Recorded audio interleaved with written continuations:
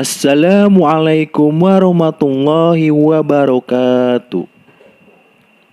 Ketika mendengar tentang jin ataupun setan, maka yang terbayang dalam kebanyakan kita adalah kedua makhluk itu memiliki kemampuan-kemampuan yang tidak sama dengan manusia.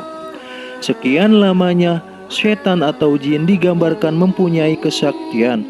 Akan tetapi Al-Quran dengan tegas mengatakan bahwa hakikatnya setan dan tipu dayanya itu adalah lemah.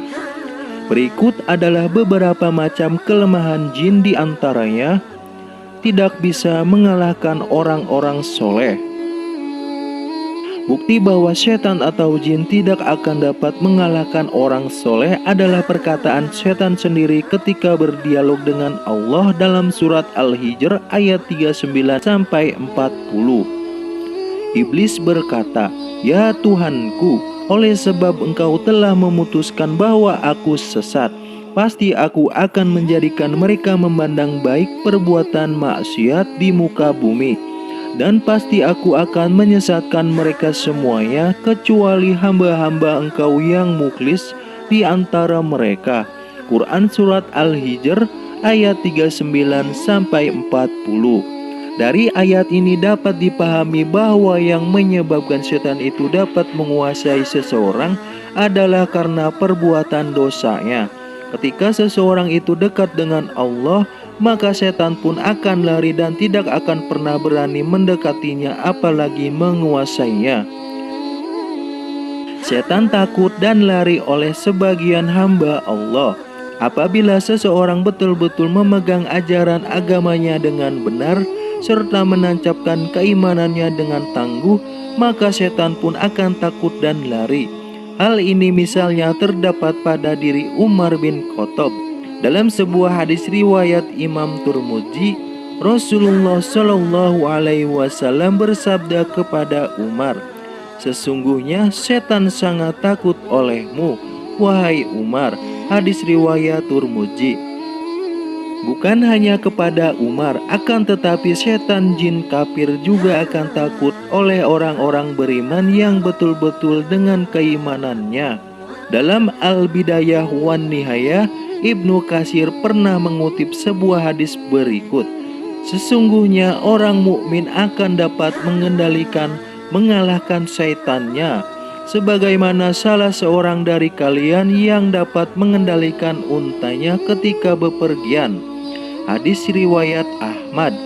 Bahkan apabila seseorang betul-betul dan terus-menerus taat dan soleh, ia dapat membawa korinnya, penyertanya, karena setiap manusia itu pasti disertai oleh setan, jin kafir di sebelah kirinya dan malaikat di sebelah kanannya, atau sering disebut dengan korin. Hal ini sebagaimana disebutkan dalam sebuah hadis riwayat Imam Muslim. Rasulullah Shallallahu Alaihi Wasallam bersabda, "Tidak ada seorang pun kecuali ia disertai oleh seorang korin, penyerta dari jin, dan seorang korin, penyerta dari malaikat." Para sahabat bertanya, "Apakah termasuk Anda juga, wahai Rasul?" Rasulullah menjawab, "Ya, termasuk saya.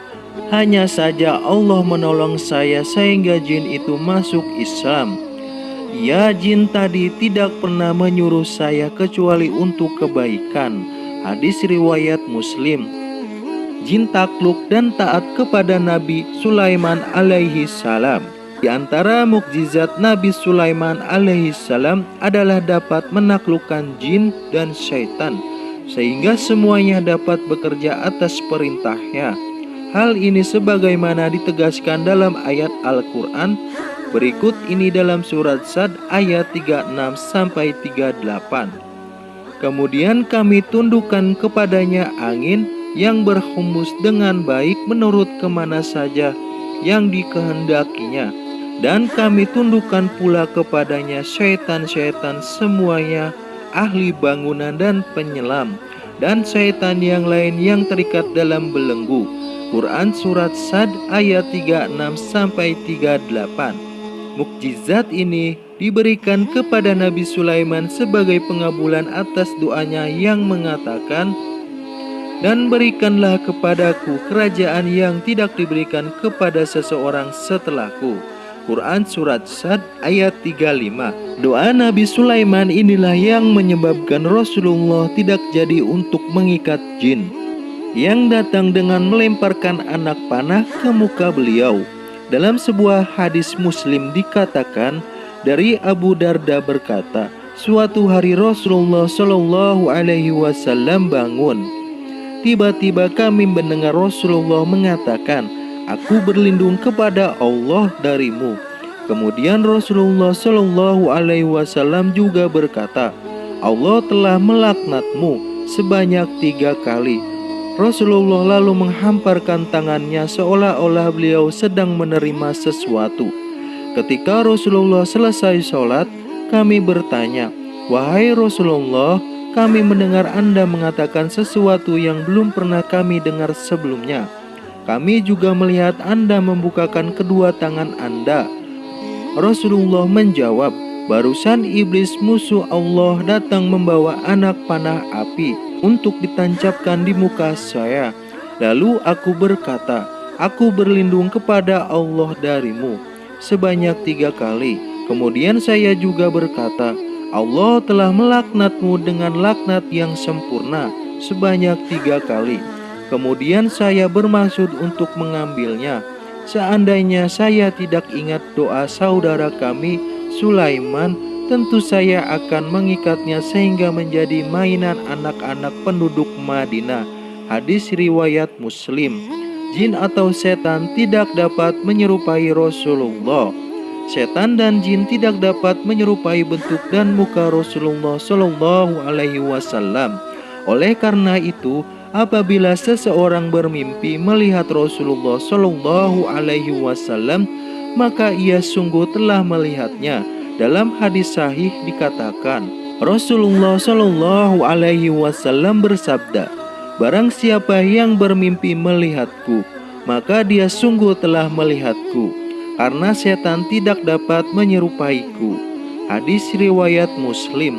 Jin dan setan tidak dapat melewati batas-batas tertentu di langit. Sekalipun jin dan setan mempunyai kelebihan dapat bergerak dengan cepat, akan tetapi mereka tidak akan dapat melewati batas-batas yang sudah ditetapkan, yang tidak dapat dilalui selain oleh para malaikat. Karena apabila mereka berani melewatinya, maka mereka akan binasa dan hancur. Karena itu pula, jin tidak dapat mengetahui dan mencuri informasi dari langit, sehingga apa yang dibisikannya ke tukang-tukang ramal dan dukun adalah kebohongan semata. Untuk lebih jelasnya akan hal ini dapat dilihat dalam surat Al-Rahman ayat 33-35. Jin tidak dapat membuka pintu yang sudah ditutup dengan menyebut nama Allah. Dalam sebuah hadis, Rasulullah Shallallahu Alaihi Wasallam bersabda, "Tutuplah pintu-pintu dan sebutlah nama Allah ketika menutupnya, karena setan tidak akan membuka pintu yang sudah terkunci dengan menyebut nama Allah. Tutup jugalah tempat air minum." Kirob dalam bahasa Arab adalah tempat menyimpan air minum yang terbuat dari kulit binatang.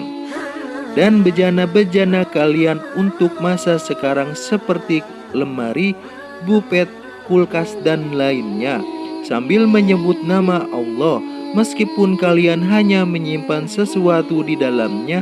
Dan ketika hendak tidur, matikanlah lampu-lampu kalian. Hadis riwayat Muslim. Kita sebagai umat muslim tentulah harus beriman selalu kepada Allah Subhanahu wa Ta'ala, untuk selalu dilindungi oleh Allah Subhanahu wa Ta'ala dalam gangguan syaitan ataupun jin. Terima kasih sudah menonton. Wassalam.